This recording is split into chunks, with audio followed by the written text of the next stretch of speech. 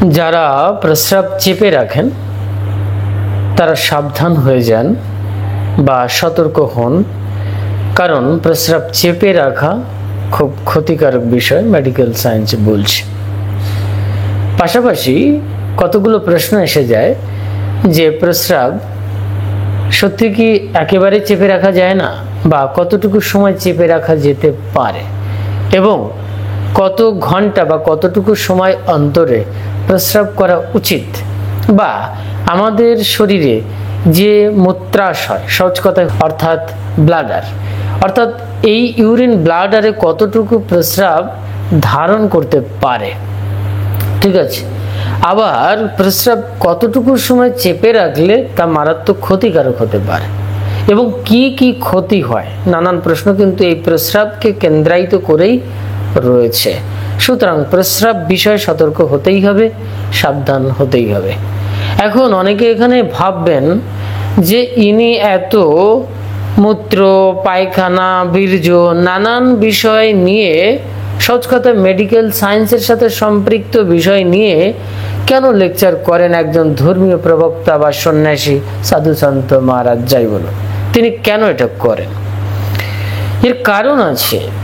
কারণ হচ্ছে আয়ুর্বেদিক শাস্ত্র সিদ্ধান্ত যদি আমরা জানি, কাম শাস্ত্র যদি আমরা জানি, বৈদিক সিদ্ধান্ত যদি জানি, তন্ত্র সিদ্ধান্ত যদি জানি, সহজ কথায় পৌরাণিক সিদ্ধান্ত যদি ঘাটাঘাটি করে আমরা দেখি, তাহলে দেখা যাবে যে আমাদের শরীরের সাথে সাধন জগতের সম্পর্ক।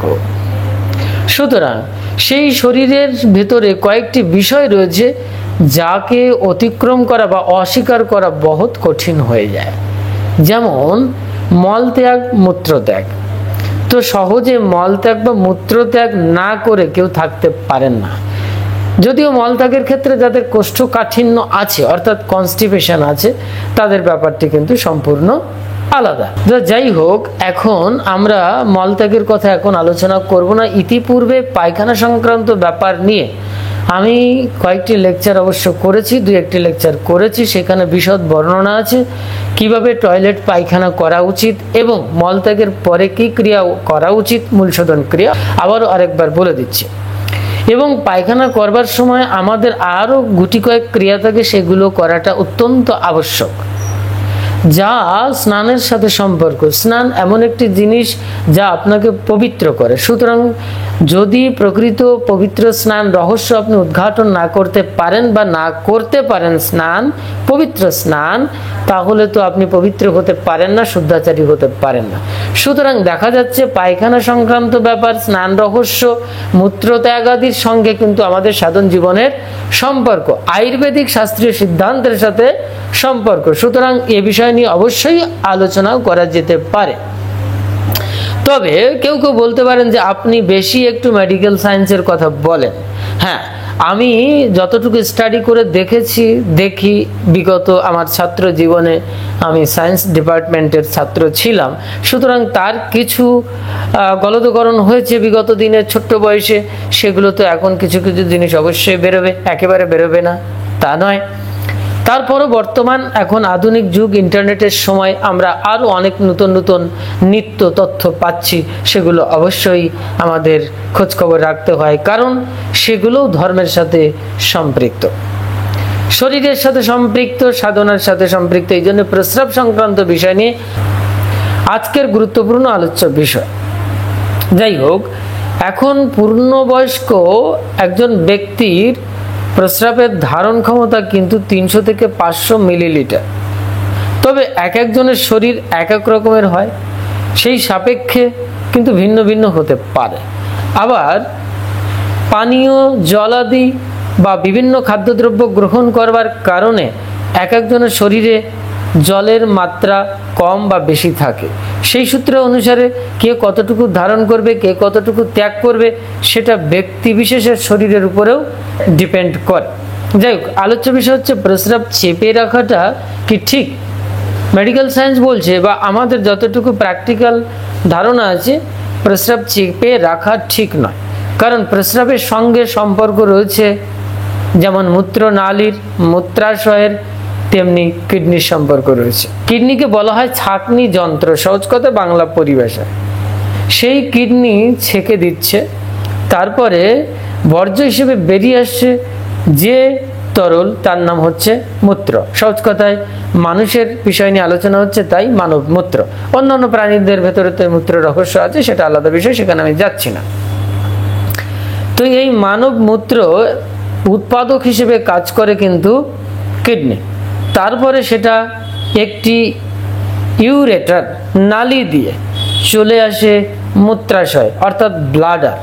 সহজ কথা আপনারা ব্লাডার বলে পরিচিত, ঠিক আছে, যেখানে মূত্র থাকে, এই মূত্রাশয় চলে আসে। তারপরে রয়েছে ইউরেথ্রা। এখান থেকেই আলটিমেটলি সম্পূর্ণরূপে প্রস্রাব নির্গত হবে, তখন সম্পূর্ণরূপে প্রস্রাবের ক্রিয়াকাণ্ড শেষ হল। কিন্তু এতগুলো জিনিস অতিক্রম করে কিন্তু আসছে। যখন মূত্রাশয়ে একটি পরিমিত পরিমাণ ধারণ শক্তি থাকে, তার যদি অতিরিক্ত হয়ে যায়, অর্থাৎ সহজ কথা ওভারফ্লো হয়ে যায়, তখন সে কি করবে? সে চাপ প্রয়োগ করবে। তো একজন ব্যক্তির যদি 300 থেকে 500 ml ধারণ করবার ক্ষমতা থাকে, আমরা একটু অ্যাভারেজ নিয়েই কথা বলছি, সেখানে দেখা যাচ্ছে আপনি চেপে রাখলেন। কতক্ষণ চেপে রাখবেন? প্রসঙ্গত প্রশ্ন ছিল। কোথাও কোথাও বিশেষজ্ঞরা বলছেন ম্যাক্সিমাম 1 ঘন্টা চেপে রাখা যেতে পারে। যদি 1 ঘন্টাও হয়ে যায় তাতেও কিন্তু ক্ষতিকারক বিষয় আছে। 2 ঘন্টা যদি হয়ে যায় তাহলে মূত্রাশয় থেকে মূত্র কিডনির দিকে ধাবিত হতে পারে। আবার যদি 3 ঘন্টা থেকে 5-6 ঘন্টা যদি আপনি চেপে রাখেন, তাহলে দেখা যাচ্ছে কোথাও কোথাও বিরল ঘটনা, যদিও মূত্রাশয় ফাটে না, কিন্তু মূত্রাশয় অর্থাৎ ব্লাডার ফেটে যেতে পারে। এই গেল ক্ষতিকারক দিকের 2-3টে দিক। তার মানে আপনাকে নির্দিষ্ট সময় প্রস্রাব করতে হবে, কারণ নির্দিষ্ট পরিমাণে প্রস্রাব এই তরল পদার্থ মূত্রাশয় ধারণ করতে পারে। এবার বিষয়টি হচ্ছে, প্রস্রাবের বেগ সাধারণত তখনই আসে একটি সাধারণ নিয়মে, যখন মূত্রাশয়ের ভেতরে স্বাভাবিক পরিমাণ এসে যায়। তারপরে যখন বেগ আসে, সেই বেগ যে সেন্সেশনটা, সেটা কিন্তু মস্তিষ্কে সংকেতটি পাঠিয়ে দেয় যে তুমি প্রস্রাব করো, ঠিক আছে। মূত্রাশয় থেকে এই সংকেতটি যাবে অ্যাকচুয়ালি। তো তখন আপনি চেপে রাখলেন, এটা 10 মিনিটের মাথায় গিয়ে কিন্তু এই সংকেতটা পাঠাতে থাকবে। এবার ক্রমান্বয়ে আপনি দীর্ঘ সময় ধরে চেপে রাখলেন, তখন কিন্তু বিপরীত ঘটতে শুরু করবে। সুতরাং আপনাকে 10 মিনিট থেকে 20 মিনিটের ভেতরে প্রস্রাবের সাধারণত বেগ পেলে করে ফেলাটা বেটার। সহজ কথায় খুবই সুন্দর হয়, বেগ পেয়ে গেছে সঙ্গে সঙ্গে আপনি মূত্র ত্যাগ করলেন, তাহলে আপনার শরীর সুস্থ থাকবে, কোনো প্রবলেম দেখা দেবে না। এবার আপনি চেপে রাখলেন দীর্ঘ সময় ধরে, 2টি ক্ষতিকারক লক্ষণ আগেই বলেছি। যাই হোক, একটা ফেটে যাওয়া আর একটি কিডনির দিকে ধাবিত হওয়া। আরেকটি দিক আছে, দেখুন এই প্রস্রাব অর্থাৎ মানব মূত্রের ভিতরে অনেক খনিজ উপাদান রয়েছে, লবণ রয়েছে, তারপরে ইউরিয়া রয়েছে, সবকিছু মিলিয়ে নাইট্রোজেন আদি এসব কিছু রয়েছে, বিভিন্ন খনিজ উপাদান। যখন আপনি চেপে রাখেন তখন এই খনিজ উপাদান স্ফটিক রূপ ধারণ করে, অর্থাৎ যেটাকে সহজ কথায় বলা হয় ইউরিনারি স্টোনস। সহজ কথায় বলা হয় কিডনিতে স্টোন পড়া, অর্থাৎ পাথর পড়ে যাওয়া, কিডনি স্টোনস, ঠিক আছে। অর্থাৎ কিডনিতে স্টোন পড়ার সম্ভাবনা থাকে, মূত্রাশয় স্টোন পড়তে পারে। আজকাল অধিকাংশ মানুষের ক্ষেত্রে, বিশেষ করে মহিলাদের ক্ষেত্রে, এই bladder Stones, urinary tract infection সহ এই স্টোন পড়া শুরু হয়েছে বা অধিকাংশ ক্ষেত্রে দেখা যায়। তার মানে কিডনিতে পাথর পড়তে পারে, সম্ভাবনা প্রবল। সঙ্গে সঙ্গে যে ইউরিনারি যে নালীটা রয়েছে বা সহজ কথায় নাড়িটা রয়েছে, সেখানে ইনফেকশন বা প্রদাহ দেখা দিতে পারে। এবং দেখা যাচ্ছে কি যে ক্রমান্বয়ে ব্লাডারটা তার যে সংকোচন প্রসারণ শক্তিটা সেটা হারিয়ে ফেলে। যখন আপনি দীর্ঘদিন এই প্রস্রাব চেপে রাখেন, তখন যে স্বাভাবিক তার যে গতিবিধি ব্লাডার অর্থাৎ মূত্রাশয়ের, সে নির্দিষ্ট পরিমাণ ধারণ করে, যখন মূত্র ত্যাগ হয়ে যায় তখন সে আবার সংকুচিত হয়ে গিয়ে স্বাভাবিক অবস্থায় আসে। যখন একাধিক সময় ধরে এই চেপে রাখার অসুখটা আপনি নিজে নিজেই তৈরি করেন, তখন ব্লাডারেই অসুখ হয়ে যায়, তখন তার সংকোচন প্রসারণ শক্তিটা একটি পর্যায়ে কমে যায়। তখন দেখা যাচ্ছে যে সংকোচনটা ঠিকঠাক আর হচ্ছে না, তখন প্রস্রাবের ক্ষেত্রে কিন্তু ডিস্টারবেন্স তৈরি করতে পারে। আবার যদি আপনি প্রস্রাব চেপে রাখেন তাহলে দেখা যাচ্ছে, আমরা সাধারণত জানি বা মেডিকেল সায়েন্স বলছে যে আমাদের যে জননেন্দ্রিয় থাকে, সেই জননেন্দ্রিয়ের যে মূত্র নালী তার ভেতরে অনেক সময় ব্যাকটেরিয়া থাকে। তো প্রস্রাব ত্যাগের সঙ্গে সঙ্গে সেই ব্যাকটেরিয়াগুলো বাইরে চলে যায়। কিন্তু আপনি যদি দীর্ঘক্ষণ চেপে রাখেন, প্রস্রাব বা মূত্রত্যাগ না করেন, তখন ওই ব্যাকটেরিয়া অনেকাংশে জমা হয়ে গিয়ে তার সংক্রমণ তৈরি করতে পারে, অর্থাৎ ব্যাকটেরিয়া ক্ষতি করতে পারে। আপনি আপনার মূত্রনালীতে সংক্রামিত হতে পারেন, এও সম্ভাবনা ডক্টর বলছে। সুতরাং আমরা অনেকগুলো দিক পেলাম যে ক্ষতিকারক দিক। একটি পর্যায়ে দেখা যাচ্ছে প্রস্রাবের সঙ্গে সঙ্গে জ্বালা পোড়া তৈরি হতে পারে যদি আপনি এই চেপে রাখা অসুখটি নিজে নিজেই তৈরি করেন, অর্থাৎ প্রস্রাব চেপে রাখা দীর্ঘ সময় ধরে, দীর্ঘদিন ধরে। সঙ্গে সঙ্গে কোথাও কোথাও দেখা যায় বা শোনা যায় বা মেডিকেল সায়েন্সের বিশেষজ্ঞরা বলেন যে রক্তপাত হতে পারে, অর্থাৎ জননেন্দ্রিয় দিয়ে, অর্থাৎ মূত্রের সঙ্গে, এই সম্ভাবনা থাকতে পারে। তো সবকিছু মিলিয়ে পুরো যে মূত্র ফাংশনটা, ইউরিনারি যে ফাংশন, তা সম্পূর্ণ এফেক্টেড হয়ে যাচ্ছে, ব্যাড এফেক্টেড হয়ে যাচ্ছে, খারাপ দিকে চলে যাচ্ছে। মূত্র সংক্রান্ত বিষয়টি যদি খারাপ দিকে চলে যায়, শরীরে যদি কিডনি এফেক্টেড হয়ে যায়, মূত্রাশয় এফেক্টেড হয়ে যায়, তখন অনিবার্য হয়ে ওঠে অপারেশন। আর এই অপারেশনের শরীরে যোগ সাধনা হওয়াটা কিন্তু খুব কঠিন হয়ে যায়। সাধারণত যোগীদের শরীরে কোনো অঙ্গ প্রত্যঙ্গ যদি এফেক্টেড হয়ে যায়, যোগ সাধনা কিন্তু তার জন্য বাধা স্বরূপ হয়ে ওঠে। এই জন্য সবসময় চেষ্টা করতে হয়, বা যোগীগণ চেষ্টা করেন, হাঠযোগী, রাজযোগী যারা, শরীরকে নিরোগ রাখবার, কারণ তারা সেই তপস্যাই করেন। কারণ ধর্ম অর্থ কাম মোক্ষাণং শরীরম সাধনম ইয়তঃ। শরীরের সাধনার দ্বারাই ধর্ম, অর্থ, কাম, মোক্ষ, ভগবান প্রাপ্তি, যা কিছু বলুন, তার সব কিছু প্রাপ্ত হওয়া যায়। সুতরাং আমাদের শরীরের গুরুত্বপূর্ণ একটি বিষয় হচ্ছে ইউরিনারি ফাংশন। এই জন্যে কোনো ক্রমেই যেন ইউরিনারি ট্র্যাক্ট ইনফেকশন তৈরি না হয়, বা ইউরিনারি কোনো ইনফেকশন যেন তৈরি না হয়, সেদিকে লক্ষ্য রাখতে হবে।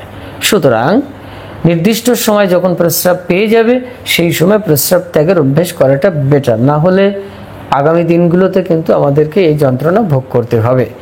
তো যাই হোক, অফিস, আদালত, বিভিন্ন যানবাহনে যখন দীর্ঘ সময় ধরে যাতায়াত করে, তখন হয়তো অনেক সময় মানুষ প্রস্রাব চেপে রাখেন, কিন্তু বিকল্প ব্যবস্থা অবশ্যই করা যায়, একটু বুদ্ধি রাখলে বা সচেতনতা রাখলে সম্ভব।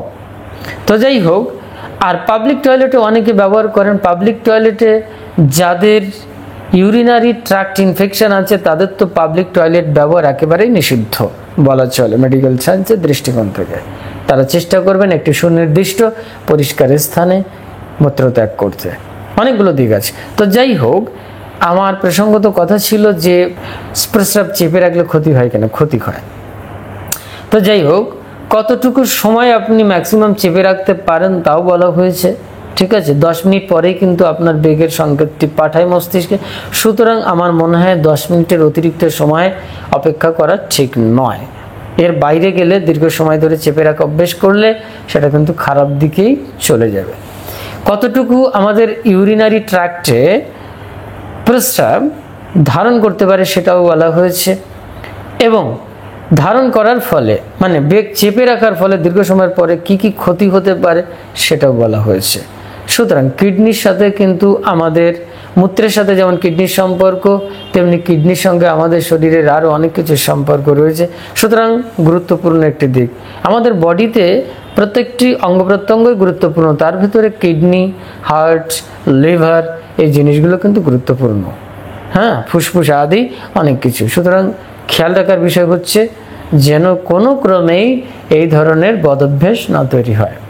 এখন বিষয় ছিল আধ্যাত্মিকতার সাথে সম্পর্ক কি এই প্রস্রাবের? হ্যাঁ, প্রস্রাবের সঙ্গে আধ্যাত্মিকতার সম্পর্ক রয়েছে। তো মাঝখানে একটু কথা বলে রাখা দরকার, কারণ যোগী শ্রেণীর যারা রয়েছেন তারা পার ডেতে কতবার প্রস্রাব করেন বা কতটুকু নিয়ম রয়েছে, তাদের ক্ষেত্রে 4 থেকে 6 বার ম্যাক্সিমাম। আর সাধারণ পূর্ণ প্রাপ্তবয়স্ক মানুষের ক্ষেত্রে এক একজনের ক্ষেত্রে কিন্তু এক এক রকমের হয়। বাচ্চাদের ক্ষেত্রে যেমন একটু বেশি হতে পারে, যাদের ডায়াবেটিসের সমস্যা রয়েছে, সুগারের সমস্যা রয়েছে, কিডনির প্রবলেম রয়েছে, ইউরিনারি প্রবলেম রয়েছে, তাদের ক্ষেত্রে কিন্তু অতিরিক্ত পরিমাণে হতে পারে। কিন্তু একজন স্বাভাবিক সুস্থ মানুষের মিনিমাম 4 থেকে 10 বার বিশেষজ্ঞরা বলছেন। সর্বোপরি একেবারে উৎকৃষ্ট সময়টি বা বার নির্ধারিত করা আছে যারা পূর্ণ স্বাভাবিক মানুষ, তাদের ক্ষেত্রে মূত্রত্যাগের সময়টি দিনে অর্থাৎ 24 ঘন্টায়, দিনে রাতে 24 ঘন্টায় 6 থেকে 8 বার। এটা হচ্ছে সুস্থ সবল মানুষের ক্ষেত্রে। ইহার নিচে গেলে বা ইহার উপরে গেলে তখন কিন্তু আপনার ডাক্তারের কাছে পরামর্শ নিতে হবে। এখন কেন এই মূত্রত্যাগের সময়টি অর্থাৎ বার হিসেবে বেড়ে যায়, তার অনেকগুলো দিক রয়েছে। আপনার খাদ্যের অসংযত অবস্থার ক্ষেত্রে এটা হয়। যারা অতিরিক্ত পরিমাণে অ্যালকোহল আদি গ্রহণ করেন তাদের ক্ষেত্রে প্রস্রাবের পরিমাণ বেড়ে যেতে পারে। যারা অতিরিক্ত জল খান, এখন প্রস্রাবের সঙ্গে জল খাওয়ার সম্পর্ক রয়েছে, কতটুকু খাবেন জল। সর্বনিম্ন 2 লিটার থেকে 2.5 লিটার, আবার 4 লিটারের ঘোষণা করা হয়েছে পূর্ণ প্রাপ্তবয়স্ক মানুষের ক্ষেত্রে। অর্থাৎ পার ডেতে প্রায় আমি বলি 2.5 লিটার থেকে 4 লিটার জল খাওয়াটা বিধিসম্মত। আবার যদি আপনি প্রস্রাবের ভয় কম জল খান তাহলেও কিন্তু সেটা অত্যন্ত ক্ষতিকারক হতে পারে, কিডনির বা লিভারের প্রবলেম দেখা দিতে পারে। সুতরাং প্রত্যেকটি জায়গায় একটি পরিমিতি এসেছে, জ্যামিতি এসেছে, ভৌগোলিক দিক এসেছে। এই জন্য রসায়নবিদ্যা, পদার্থবিদ্যা, জিওগ্রাফি, জিওমেট্রি যা কিছু বলুন তা নিয়েই কিন্তু আমাদের জীবন ব্যবস্থা বা জৈবিক জীবন তথা সাধন জীবন। এই জন্য ইউরিনারি ফাংশনের সঙ্গে আমাদের আধ্যাত্মিকতার অবশ্যই সম্পর্ক রয়েছে। এই জন্য যোগী যারা তারা কিন্তু এই শক্তিকে নিয়ন্ত্রণ করে। যখন অতিরিক্ত পরিমাণে চলে যায় তাহলে কিন্তু সেটা খানিকটা যোগের পরিবেশে যোগভ্রষ্ট হওয়া। যোগীর টয়লেট, পায়খানা, মূত্র আদি সবকিছু কিন্তু নিয়ন্ত্রণে থাকবে, কারণ ইহার শুদ্ধতা যদি না থাকে তাহলে সে কিন্তু পরিশুদ্ধ যোগী হতে পারে না, সে বুদ্ধত্ব লাভ করতে পারে না, বুদ্ধ হতে পারে না। যারা বুদ্ধ দর্শনের পড়াশোনা করেছেন তাদের শরীরতন্ত্রের উপরে যে ব্যাখ্যাগুলো আছে, দর্শন আছে, তারা যদি পড়েন বা অধ্যয়ন করেন তাদের কাছে পরিষ্কার হয়ে যাবে যোগের বাইরে আসলে কিছুই নাই। এই জন্যে ভগবান শিবশঙ্কর বলছে, যোগহীন জ্ঞানী ব্যক্তি সে কখনো মোক্ষ প্রাপ্ত হতে পারে না। সুতরাং যোগের সাথে যদি সম্পর্ক রাখতে হয়, সাধন জগতের সাথে সম্পর্ক রাখতে হয়, তাহলে আপনার শরীরের সমস্ত অ্যানাটমিক্যাল যে বিষয়গুলো আছে, জৈবিক বিষয় আছে, তা কিন্তু আপনাকে নিয়ন্ত্রণ করতে শিখতে হবে বা পরিশুদ্ধ রাখতে হবে। সুতরাং প্রস্রাব পায়খানার সঙ্গে কিন্তু আমাদের সাধন জগতের সম্পর্ক রয়েছে। এবার একটি কথায় আসি, যে অনেকে প্রশ্ন করতে পারেন, মহারাজ পরিষ্কার এখনো হলো না, আধ্যাত্মিকতার সাথে সম্পর্ক কি? আমাদের মস্তিষ্কে পিটুইটারি গ্ল্যান্ড আছে, যেটাকে আধ্যাত্মিক পরিভাষায় বলা হয় শিব সতী গ্রন্থি। এই শিব সতী গ্রন্থি অ্যাকচুয়ালি সমস্ত আমাদের বডি, যা দুগ্ধ আদি থেকে শুরু করে এই সমস্ত বিষয়কে কিন্তু, প্রস্রাব, এই সমস্ত বিষয়গুলোকে কিন্তু নিয়ন্ত্রণ করে, অর্থাৎ নিয়ন্ত্রক হিসেবে কাজ করে বা কপারেট করে, যেটাই বলুন না কেন।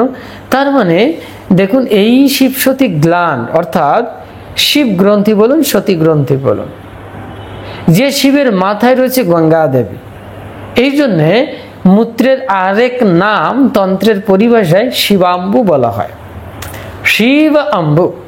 এবার এখানে জড়জাগতিক মেডিকেল সায়েন্সের সঙ্গে অনেক জায়গায় পার্থক্য আছে বা বিরোধিতা আছে।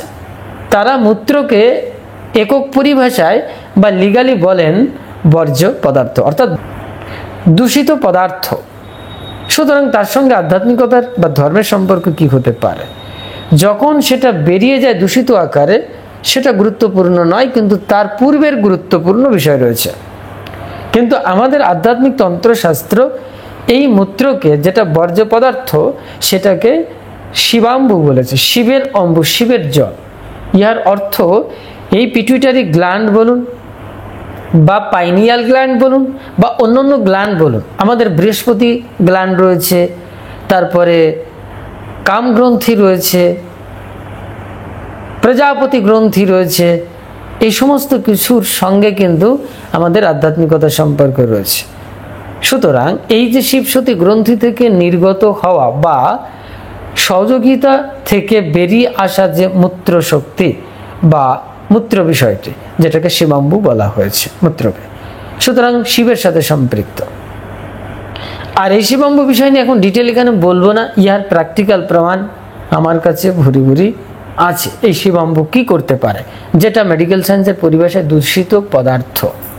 পরবর্তীতে সময় হলে অবশ্যই এই শিবাম্বু নিয়ে আমি আলোচনা করব। তো দেখুন কতটা গভীর সম্পর্ক রয়েছে আমাদের মস্তিষ্কের সঙ্গে, শিবের সঙ্গে, ভগবতী সতীর সঙ্গে, তথা ভগবান শিবের মাথায় যে গঙ্গা থাকে, যে জল পড়ছে শিবের মাথা থেকে, আসলে এই সেই শিবাম্বু, গঙ্গা দেবী। উৎকৃষ্ট আধ্যাত্মিক তন্ত্রের পরিভাষায় যদি এটা বলা হয় তাহলে ভুল হয় না। এবার দাঁড়াচ্ছে এই মূত্রের সঙ্গে আরো গভীর যোগতত্ত্বের সম্পর্ক কি থাকতে পারে। যাদের প্রোডাকশনের সমস্যা আছে, যাদের সেমিনাল প্রবলেম আছে, যাদের বীর্যের সমস্যা আছে, যাদের নপুংসকতার ব্যাপার রয়েছে, স্ট্যামিনা শক্তি দুর্বল হয়ে গেছে, তাদের ক্ষেত্রে শুধু নয়, যোগীদের ক্ষেত্রে যারা ঊর্ধ্বরেতা হতে চান তাদের ক্ষেত্রে ইউরিন একটি ফ্যাক্ট। ইউরিন ট্র্যাক্ট যেমন একটি ফ্যাক্ট শরীরে, তেমনি ইউরিন একটি ফ্যাক্ট। একটি ফ্যাক্ট না, বহুবিধ একাধিক ফ্যাক্ট। তো এই ইউরিনকে নিয়ন্ত্রণের ভেতর দিয়ে, অর্থাৎ প্রস্রাবকে, মানবমূত্রকে নিয়ন্ত্রণের ভেতর থেকে একজন যোগী ঊর্ধ্বরেতা পর্যন্ত হতে পারে এবং সে শরীরের আরো অনেক গভীর তত্ত্ব উদ্ঘাটন করতে পারে, যেগুলো অতীন্দ্রিয় বিষয়বস্তু। অথচ এই জননেন্দ্রিয়ের ভেতর থেকে প্রবাহিত হওয়া মূত্র, তাকে ধরে